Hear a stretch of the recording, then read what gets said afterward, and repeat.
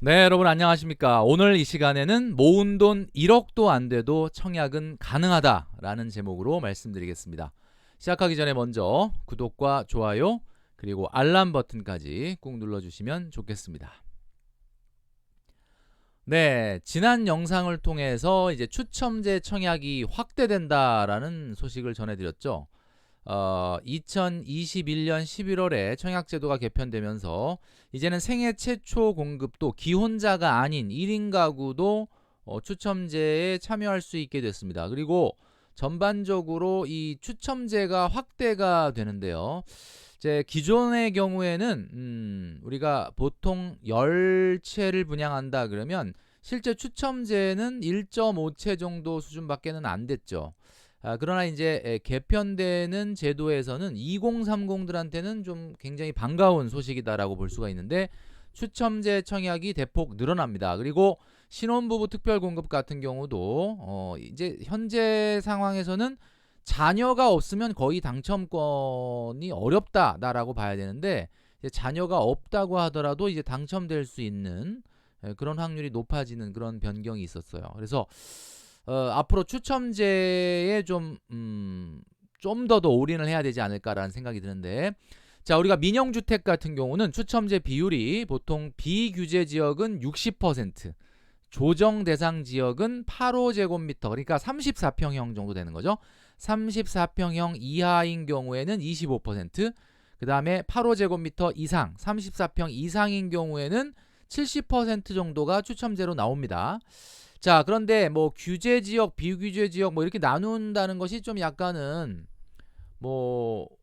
사실 경기도 같은 경우, 수도권 같은 경우는 경기도 뭐 거의 다 100%다 조정 대상 지역이거든요. 그리고 서울 같은 경우는 투기 과열 지구입니다. 근데 투기 과열 지구 같은 경우는 워낙 가격이 높으니까 일단 생애 최초로 구입하려고 청약을 하시는 분들 같은 경우는 사실은 좀 가격이 너무 넘사벽이다 라고 볼 수가 있겠죠.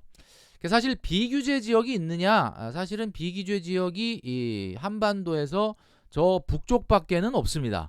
그러니까 한마디로 규제 지역은 그냥 뭐 남쪽은 다 거의 규제 지역이라고 보시면 돼요. 그래서 일반적으로 추첨제 물량은 좀 큰 평형이 조금 더 많다라는 거죠. 그러니까 시드머니가 많을수록 추첨제 청약에서 될 확률이 높다라는 거죠. 자, 그렇지만 오늘 제목처럼 1억이 없다고 하더라도 추첨제 청약에서 우리가 당첨이 된다 그러면 내 아파트로 만들 수도 있다라는 겁니다. 자, 이게 어떻게 해서 가능하죠? 보통 아무리 아파트 가격이 낮다고 하더라도 뭐 한 4억 5억 이상은 가지 않습니까? 그래서 1억도 없는데 과연 가능할까?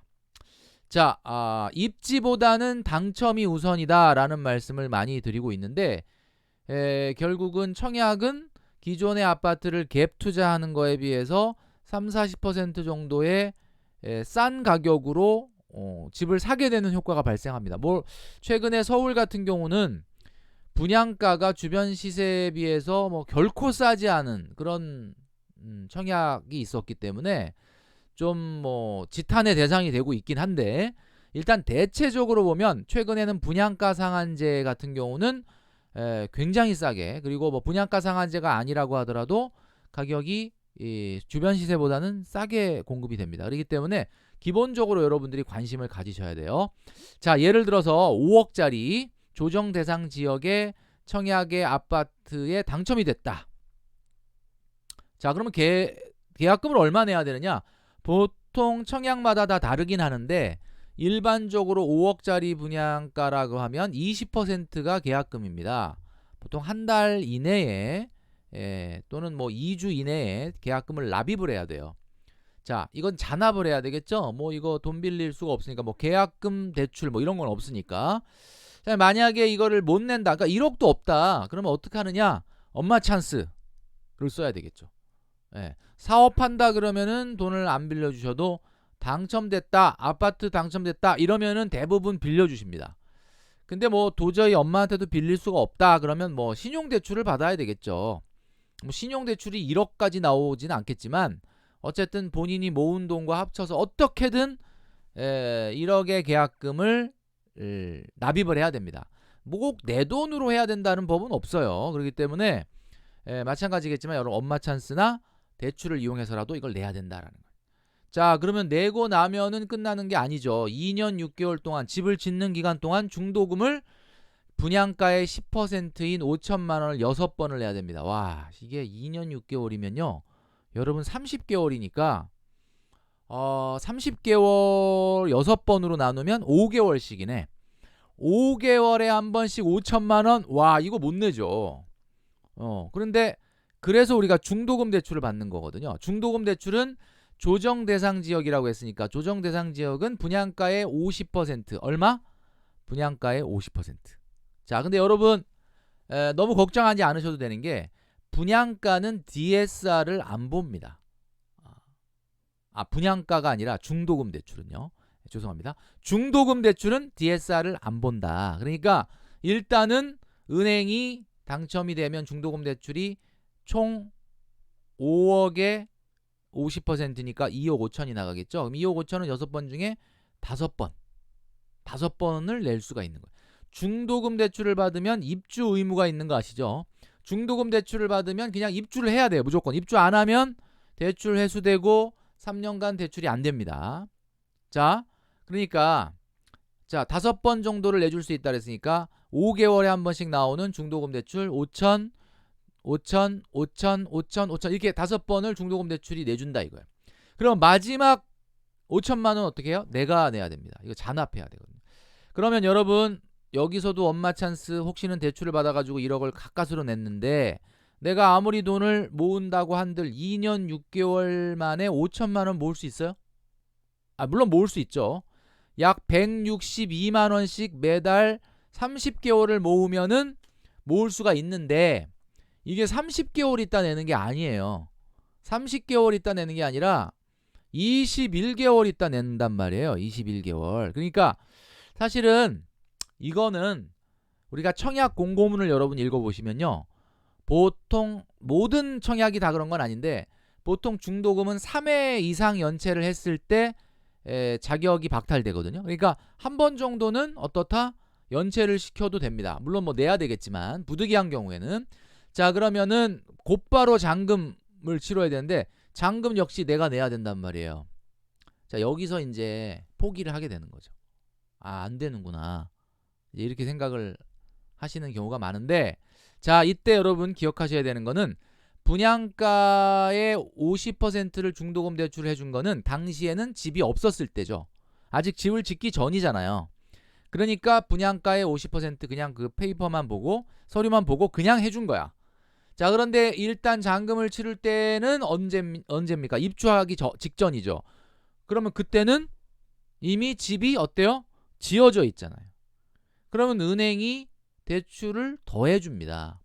얼마를 더 해주냐? 그동안에는 분양가의 50%를 해줬는데 잔금 때는 잔금 대출은 분양가가 아니라 주변 시세의 50%를 해준다. 자, 그러면 보통 분양가 5억이다 그러면 주변 시세가 얼마입니까? 여러분 주변 시세는 말이죠. 보통 시세가 분양가가 주변 시세 70%거든요.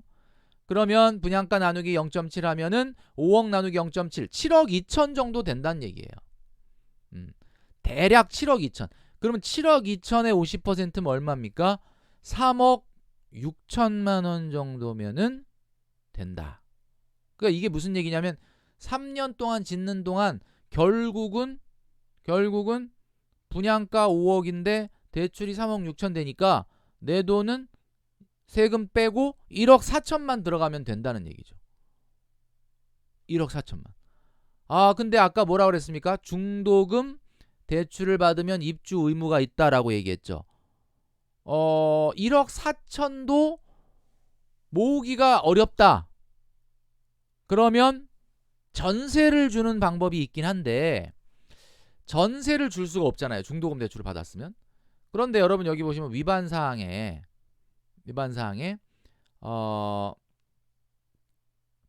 대출이 회수되고 3년간 담보대출이 금지된다 그랬는데 만약에 여러분 한번 생각해 보세요. 내가 청약받은 아파트를 전세를 준다 그러면 내가 들어가는 게 아니잖아요.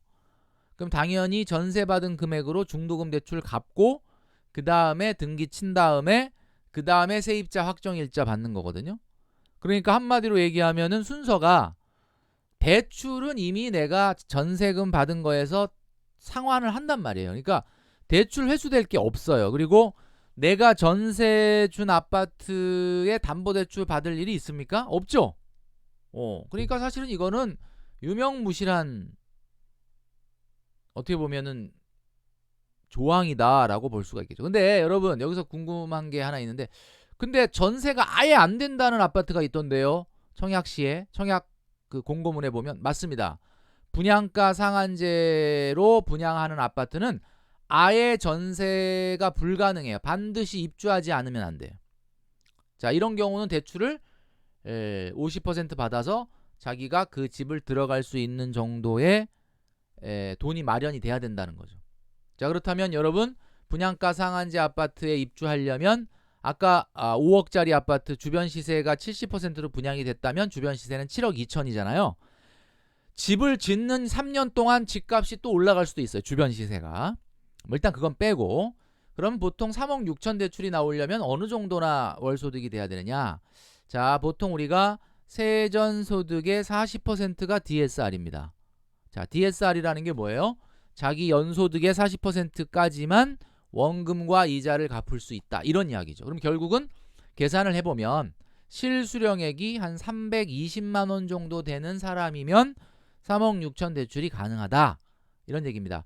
지금 새로운 정부가 뭐 LTV에 대해서 또 양도세 중과 유예라든지 이런 것들은 하는데 DSR은 사실 갑자기 그렇게 바꾸기가 좀 어렵거든요. 그래서 일단 320만 원 정도의 실수령액이라고 하면 1억을 모으지 않았다고 하더라도 어떻게든 이 5억짜리 아파트를 내 걸로 만들 수는 있다. 중도금 대출과 시세 잔금 대출을 활용을 해서 가능하다라는 겁니다. 그러니까 여러분 1억도 없는데 무슨 4억 5억짜리 청약이야 이렇게 생각하시면 안 되고요.